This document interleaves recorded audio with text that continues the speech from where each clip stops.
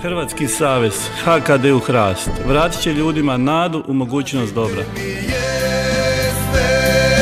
li se umorili, jesu li nas prevarili? 17.000 mladića, bolji od nas koji sjedimo ovdje, položiše živote u Hrvatskoj, a oko 10.000 hrvatske djece u Bosni i Hercegovini.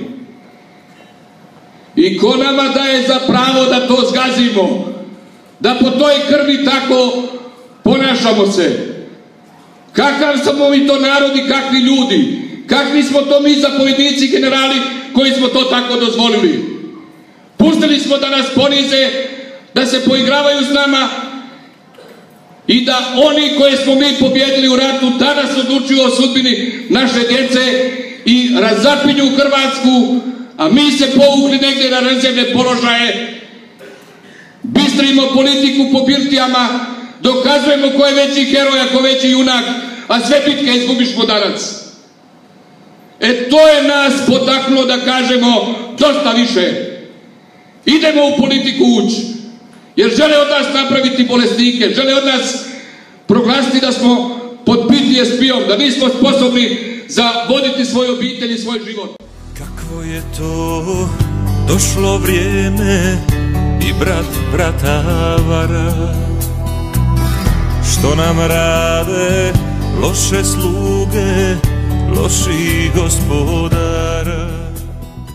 A u ovom putu koji ste se odlučili da stvorite sestrinsku opciju Hrvatskog saveza, HKD-a i Hrasta ovdje, pokazujete da niste se povukli na rezervne položaje, da niste otišli negdje u ladovinu, nego ste još uvijek dovoljno svjesni da ovo drugo poluvrijeme borbe za hrvatske nacionalne interese nije gotovo. U tom drugom poluvremenu želimo pobijediti skupa s vama, donijeti promjene hrvatskom narodu i na Pantovčaku i u Banskim dvorima, a onda će vama biti ovdje izuzetno lako, jer nećemo vas ostaviti kao što se ovi poigravali s vama.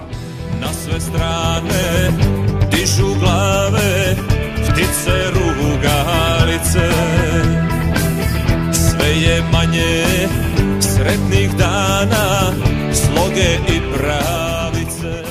Jer savez nije bilo kakva politička opcija. Ona je, kao što govori samo ime, ljubav za Hrvatsku.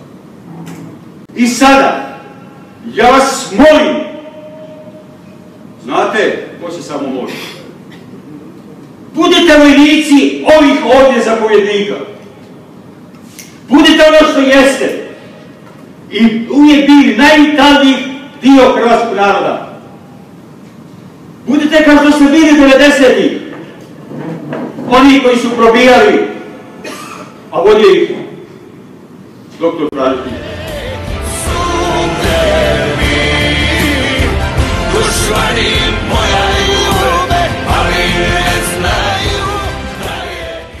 Hrvatski savez, HKD u Hrast, vratit će ljudima nadu u mogućnost dobra.